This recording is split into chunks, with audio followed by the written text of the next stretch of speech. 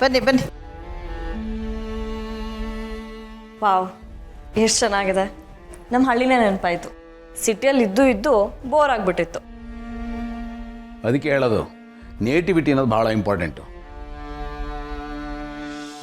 ನಮ್ಮದು ಅಂತ ಏನಿರುತ್ತಲ್ಲ, ನಮ್ಮ ಬೇರೆ ಇರುತ್ತಲ್ಲ, ಅದು ಯಾವಾಗಲೂ ನಮ್ಗೆ ಹಿತ ಅನಿಸುತ್ತೆ, ನಮ್ಮ ಮನಸ್ಸಿಗೆ ಹತ್ತಿರ ಅಂತ ಅನಿಸುತ್ತೆ. ಉಳಿದಿದ್ದೆಲ್ಲವೂ ಪ್ಲಾಸ್ಟಿಕ್ಕು. ಇದು ಒಂಥರ ಲೈಫ್ ಇರುತ್ತೆ. ನಿಜ ಸರ್, ನೀವು ಹೇಳಿದ್ದು. ಮನೆ ಅಂತೂ ನಿಜವಾಗ್ಲೂ ಸಖತ್ ಪೀಸ್ಫುಲ್ ಆಗಿದೆ. ನನಗಂತೂ ಬೇರೆ ಝೋನಲ್ಲಿ ಇದ್ದೀನಿ ಅನ್ನೋ ಥರ ಫೀಲ್ ಆಗ್ತದೆ. ನಮ್ಮೂರಲ್ಲೂ ಈ ಥರ ಮನೆಗಳಿತ್ತು. ಇದನ್ನು ನೋಡ್ತಾ ಇದ್ರೆ ಅದೇ ನೆನಪಾಯಿತು. ನನಗಂತೂ ನನ್ನ ಚೈಲ್ಡ್ಹುಡ್ ಮೆಮೊರೀಸ್ ನೆನಪಾಯಿತು. ಈ ಮನೆ ನೋಡಿದ್ಮೇಲೆ ಅದೆಲ್ಲ ರೀಕಾಲ್ ಆಗ್ತಾ ಇದೆ. ನಿನಗೆ ಅಂತಲ್ಲ, ನನಗೂ ಇಲ್ಲಿಗೆ ಬಂದಾಗಲೆಲ್ಲ ಹಾಗೆ ಆಗೋದು. ನಾನು ಈ ಜಾಗನೆಲ್ಲ ಬಹಳ ಮಿಸ್ ಮಾಡ್ಕೋತೀನಿ.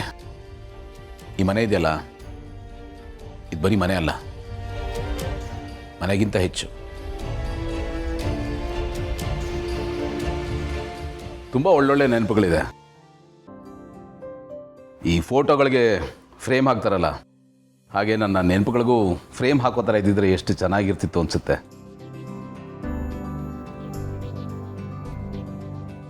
ನಾನು ಅಮ್ಮ ಬಹಳ ದಿನ ಕಳೆದ್ವಿ.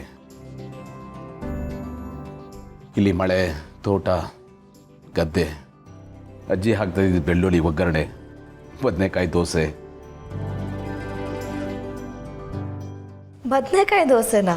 ಆಮೇಲೆ ಮನೆ ಹಿತ್ತಲಲ್ಲಿ ತುಂಬ ಬದನೆಕಾಯಿ ಬೆಳೀತಾ ಇದ್ರು. ಅಜ್ಜಿ ಅದನ್ನು ರೌಂಡಾಗಿ ಕಟ್ ಮಾಡಿ ಅಕ್ಕಿ ಹಿಟ್ಟಲ್ಲಿ ಅದ್ದಿ ಎಣ್ಣೆಯಲ್ಲಿ ಹಾಕಿ ಅದನ್ನು ಬೇಯಿಸ್ಕೊಡೋರು.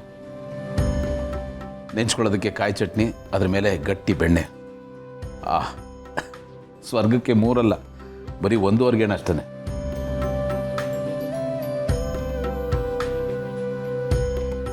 ಈ ಮನೆ ಪ್ರತಿ ಮೂಲೆಲೂ ಸಾವಿರ ನೆನಪುಗಳಿದೆ. ಈ ಜಾಗ ನನ್ನ ಪಾಲಿಗೆ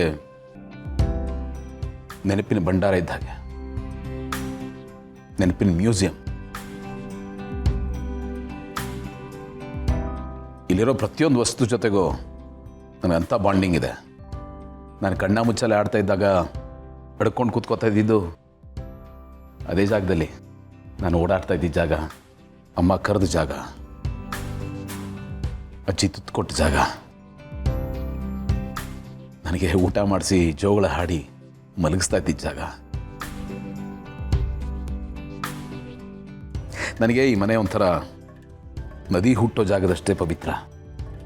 ನಾನು ಎಲ್ಲೇ ಹೋದರೂ, ಎಷ್ಟೇ ಪ್ರಪಂಚ ಸುತ್ತಿದ್ರೂ ಕಡೆಗೆ ನನ್ನ ಮನಸ್ಸು ಬಂದು ನಿಲ್ಲೋದಿಲ್ಲನೆ. ನನ್ನ ಜೀವನದ ದಿ ಬೆಸ್ಟ್ ಕ್ಷಣಗಳನ್ನು ನಾನು ಇಲ್ಲೇ ಕಳೆದಿರೋದು.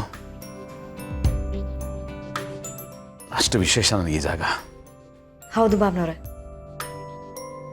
ಇಂಥ ಮನೆಗಳಲ್ಲಿ ಸಿಗೋ ನೆಮ್ಮದಿನೇ ಬೇರೆ. ಅದನ್ನು ಯಾವುದಕ್ಕೂ ಕಂಪೇರ್ ಮಾಡೋಕ್ಕಾಗಲ್ಲ. ಸಮಯ ಅನ್ನೋದು ನಿಂತು ನೀರಾಗ್ಬಿಡ್ಲಿ ಅಂತ ಅನ್ಸುತ್ತೆ. ಹೌದು ಸರ್, ಇಂಥ ಜಾಗದಲ್ಲಿದ್ದರೆ ಲೈಫಲ್ಲಿ ಟೈಮ್ ಹೋಗೋದೇ ಗೊತ್ತಾಗಲ್ಲ. ತುಂಬ ಕಾಮ್ ಆಗಿರುತ್ತೆ. ಒಂದೇ ಮಾತಲ್ಲಿ ಹೇಳ್ಬೇಕು ಅಂತ ಅಂದರೆ ಓತ್ಲ ಹೊಡಿ ಕೇಳಿ ಮಾಡಿಸಿದ ಜಾಗ ಅಲ್ವಾ? ಅದೇನದು ಹರಟೆ ಓತ್ಲ ಅಂತ ಅಂದ್ಕೊಂಡು? ಇರಲಿ ಬಿಡಮ್ಮ, ಅದೆಲ್ಲ ನಡೆಯೋದೆ. ಅವನೇನು ಹೇಳಬಾರ್ದು ಹೇಳ್ದ, ಏನೋ ತಮಾಷೆ ಮಾಡ್ದ ಅಷ್ಟೇ. ನೋಡು, ಮನೆ ದೊಡ್ಡದಿದ್ರೆ ಒಂದು ದೊಡ್ಡದಲ್ಲ, ಮನೆ ತುಂಬ ಜನ ಇರಬೇಕು, ಮನೆ ತುಂಬ ನಗು ಇರಬೇಕು. ಆಗಲೇ ತುಂಬಿದ ಮನೆ ಅನ್ನಿಸ್ಕೊಳ್ಳೋದು.